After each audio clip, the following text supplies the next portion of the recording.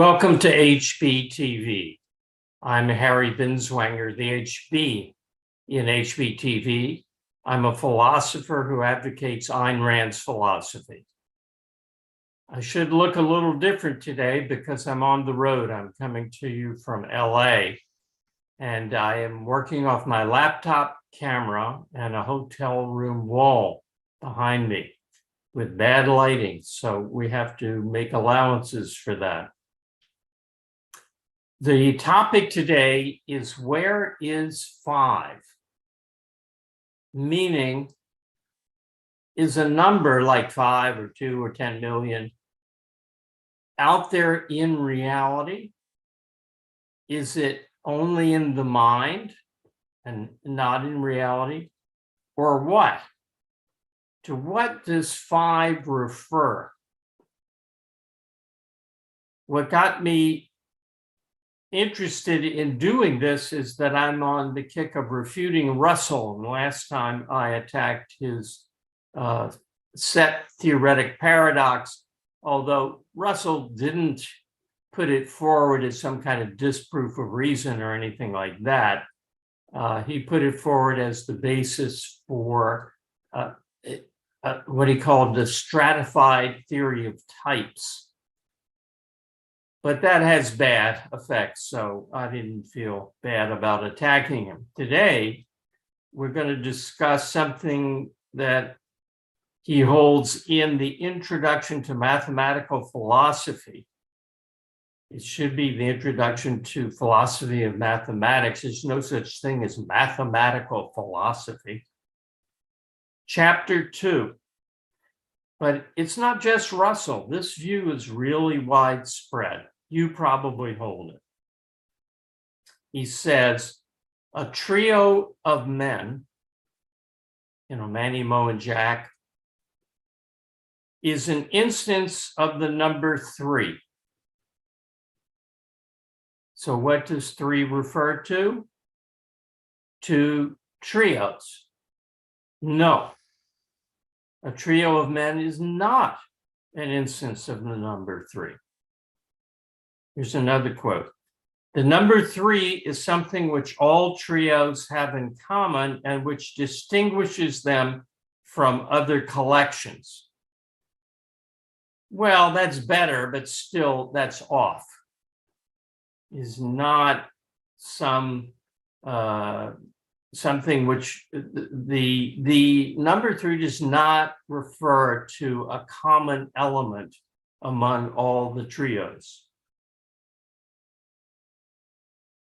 Finally, we can suppose all couples in one bundle. Couples now could have said trios, but it doesn't matter. Oh, I'm sorry, the next part brings in trios. We can suppose all couples in one bundle, all trios in another. Each bundle is a class of classes. So because he thinks that a trio is a class, if you put all the trios together in a class, you have a class of classes. No. Now he uses, I'm going to change for the next quote and almost final quote. He uses the word similar to mean what we normally would mean by equal amount. He talks about 2 classes being similar when you can match their members 1 to 1.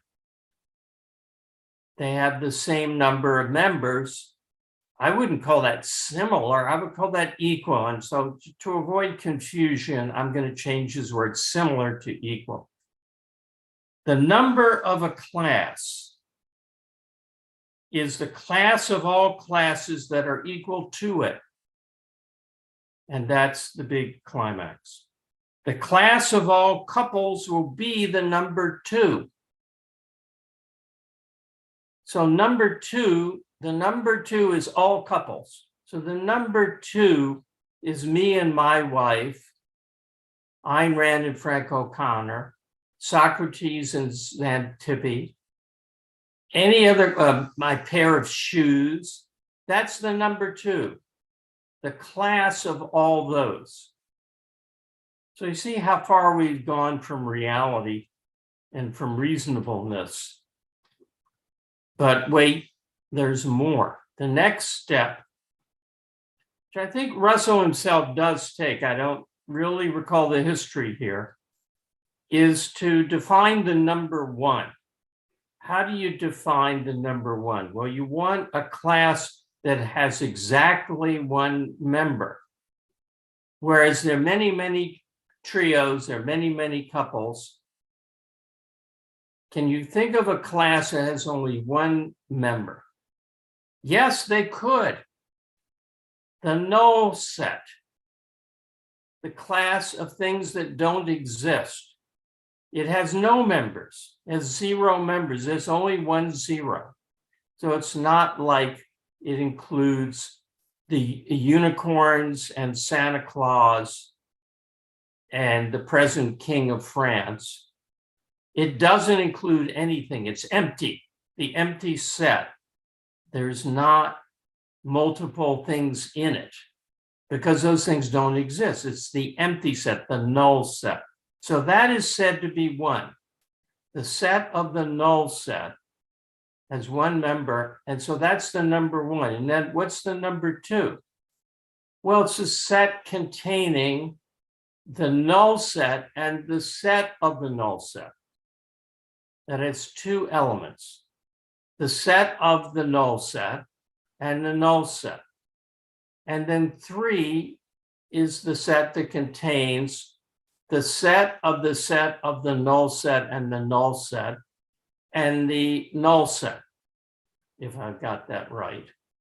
No, you probably need the set of the null set, the set of the set of the null set, and the null set. It has 3 members, and they go on that way. Now, starting from 0 is a bad idea. You don't start a positive achievement like numbers with nothingness as the source of the basic concept. There really isn't any concept of nothingness. There's a concept of null, of 0, but that's a much later concept. The concept 0 did not enter Western culture until the Middle Ages. Think the late Middle Ages. No child starts off counting 0, 1, 2. So it's a bad place to start. You should start with 1. But even if you start with 1, this set of sets of sets is not right. It is way wrong. It is completely off. So why? Because it sets up sets at the foundation of something much simpler than sets, something you couldn't get to sets until after. So it's hierarchically wrong. You can't define something later. We can't reduce to reality something later to something still later. You can't build the 10th floor on the 11th floor or the 100th floor. You have to build it on the ground. You have to build it on something that's built on something that's built on something that's built on the ground. What is the ground? Perceptual reality. Numbers have to be based on sensory perception of reality. Ayn Rand reportedly told a friend of mine that the concept 1 refers to an object of perception considered apart.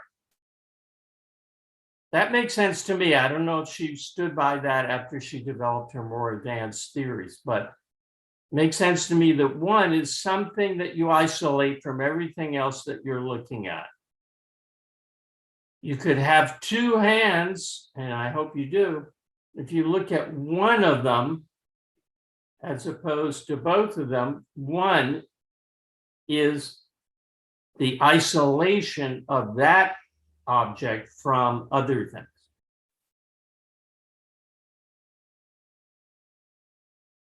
But let's start a little deeper with metaphysics. There is something in reality that we're dealing with. It is not numbers. Numbers are not in reality. But what is in reality? I mean, in mind-independent reality, in reality that exists whether or not there are any consciousnesses to see it, to perceive it. What exists in reality that all this is based upon? Quantity. Quantity. Quantity exists as an objective fact, independent of anyone's awareness of it, anyone's wishes concerning it, anyone's hopes, dreams, fears.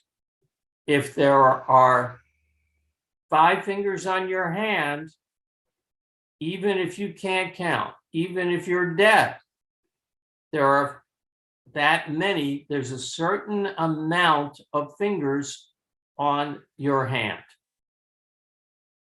Quantity names the metaphysical fact that all of mathematics is dealing with. All of mathematics is an issue of identifying quantities.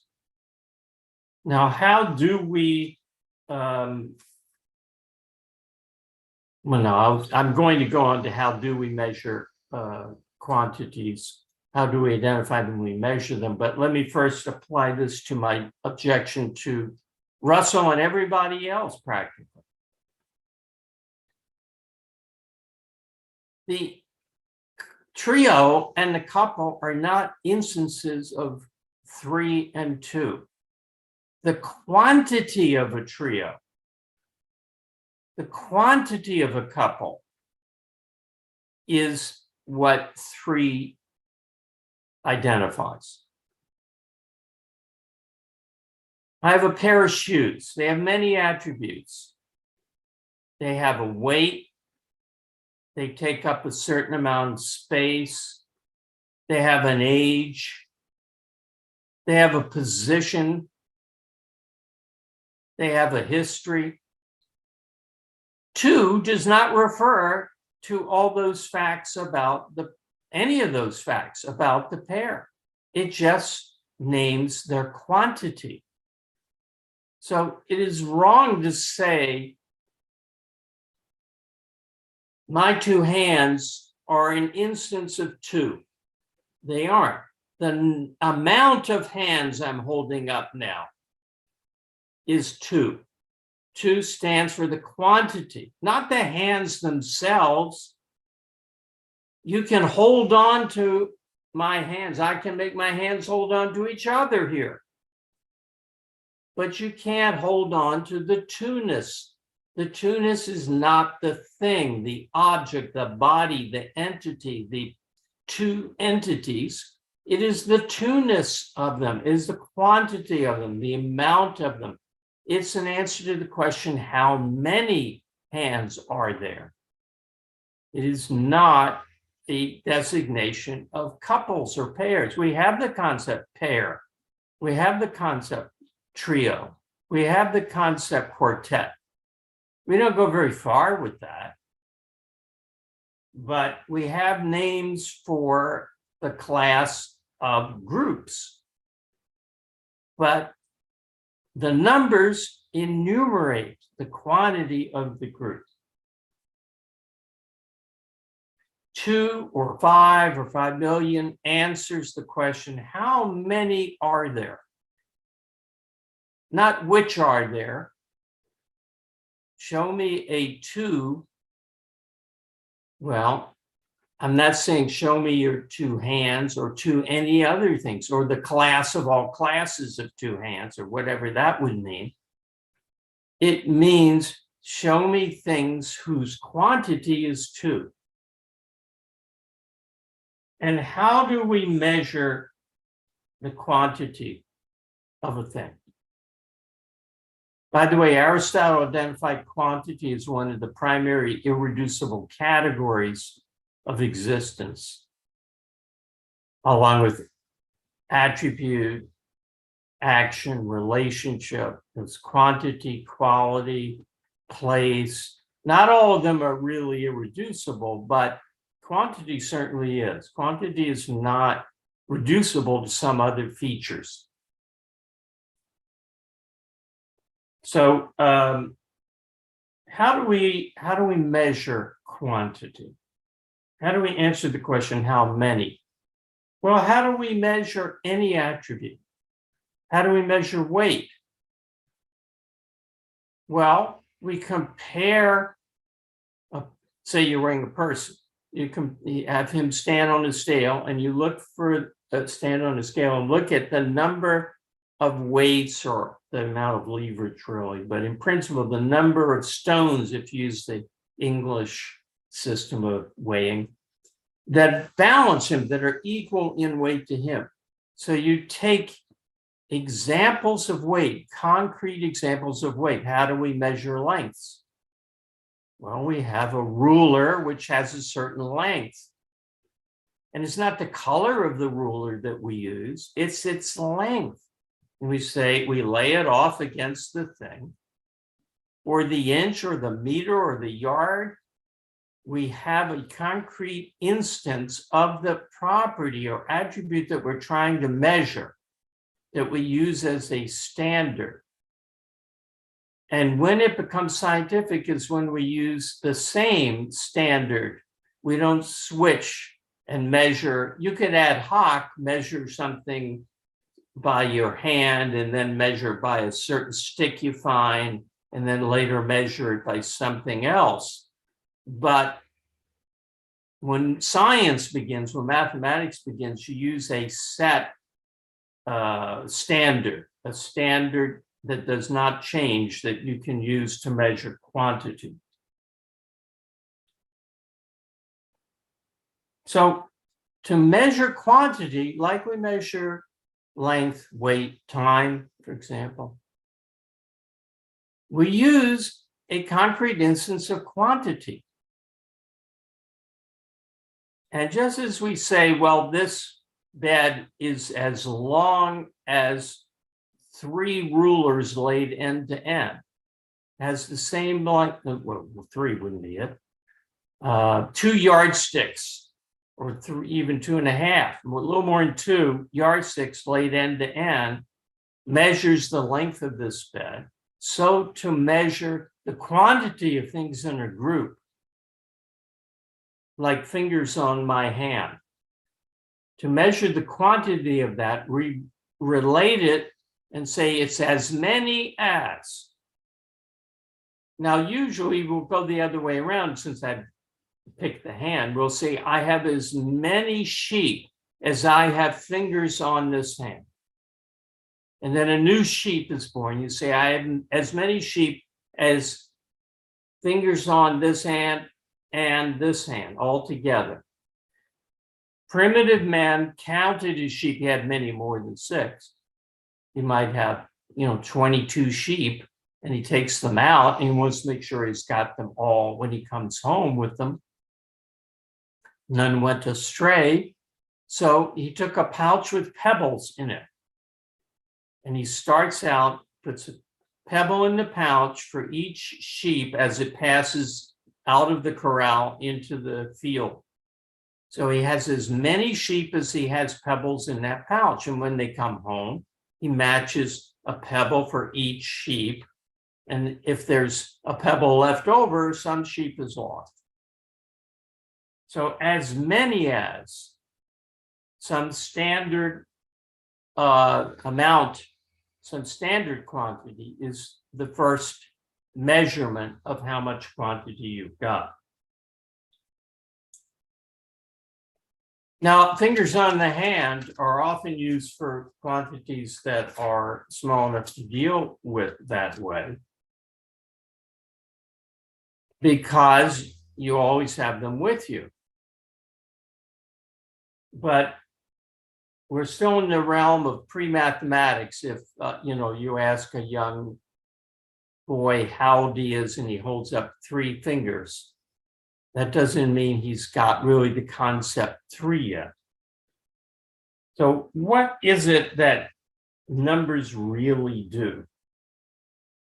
Numbers substitute for a physical group, a group of symbols, the numerals themselves. 5 is the 5th symbol. 1, 2, 3, 4, 5.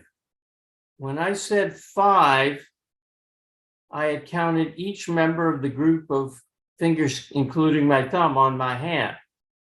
The 5th symbol is 5.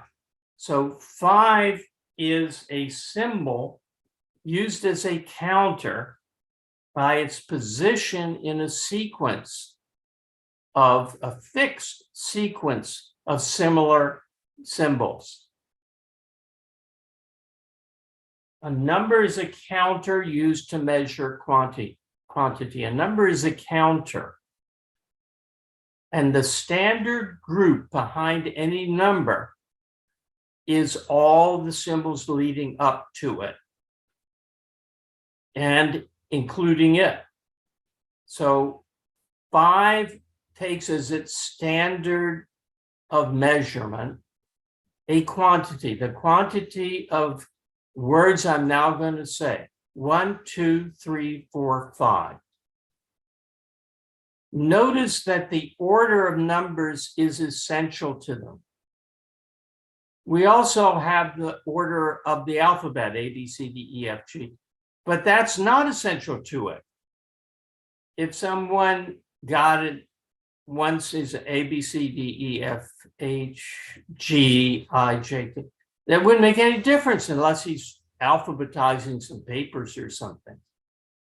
Order is handy for letters of the alphabet.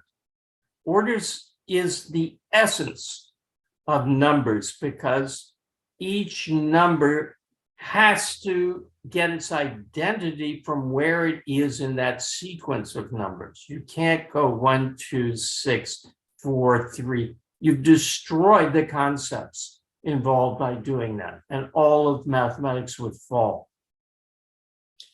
So the essence of number is that it's a counter. And what is counting? Counting is matching each successive element in the things you're counting with the next numeral in the sequence of numerals. And when you've covered all and only of the things to be counted, the last symbol you say, the last numeral that you match with anything, is a measure of the quantity because the number of symbols leading up to it is as many as the things you are counting. That's what counting is. So I think it's very revealing and simple to realize that counting, that numbers perform the same function as fingers, but they do so by not a physical group, which is limited after all, but a group you carry in your head, the numbers that you memorize. And the decimal system gives you a way to always extend that system of order without ever violating it. So you know that after 121,609 comes 121,610, even though you, to your best of your recollection, have never dealt with either number before. You may have somewhere, but you don't remember it. Now that raises an interesting question. How many numbers are there? Are there an infinite number of numbers? No, an infinite number is a contradiction in terms. The infinite is that which doesn't have a fixed number, but has a continually growing number to which you always, it's a process of always adding one more. Well, how many numbers are there then? Because I can make a new one by adding one more to it. The question is improper. The question is mistaken. The question has wrong premises. Let me give you an equivalent question. How many concepts are there? Well, you say, what do you mean? In whose mind? In a 3-year-old, maybe 12. In a peasant of the Middle Ages, maybe 2,500. In the mind of a very literate, erudite person, there might be 100,000 concepts. Well, it's the same with numbers. How many are there? In whose mind? Because that means how many symbols has the person added to his counting system. And at first you can only count to 3, let's say, and then you get to 8 or 9, and after a little while longer, you get further to 20.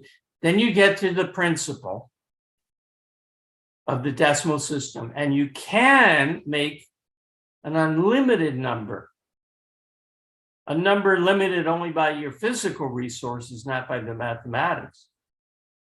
But let me show you a number that that has never been in existence before in anybody's mind.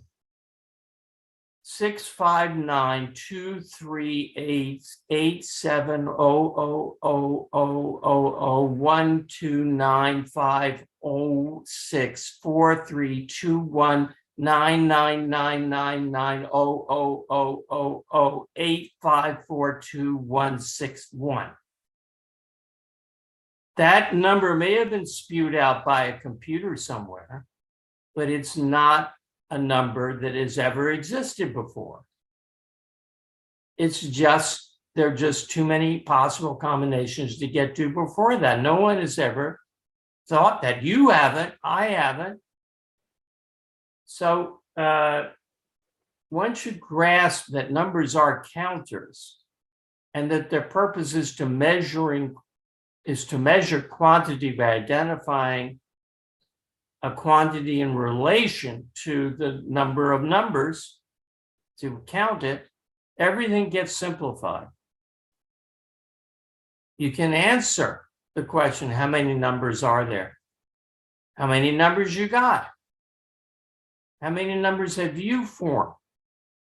Because numbers do not exist in external reality, they're counters. And imagine you said, how many counters are there? Well, for whom? So it's much simpler. It doesn't require sets of sets. And it rings true, doesn't it? Counting, you want to know how many there are, you count them, which means you assign a symbol, a sound. You say, if you're not saying it in your mind, 1, 2, 3, and you point to the 4, 5, 6. Oh, there's 6. Because that's the last thing I said. It's the last symbol I said. And there are 6 symbols leading up to 6 and including 6. Okay, let's see if we have a question here that relates to any of this.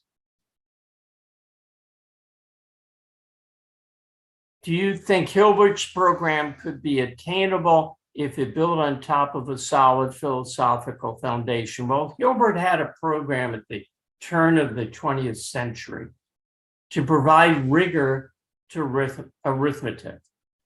I'm against that. I don't see the need for rigor for the self-evident.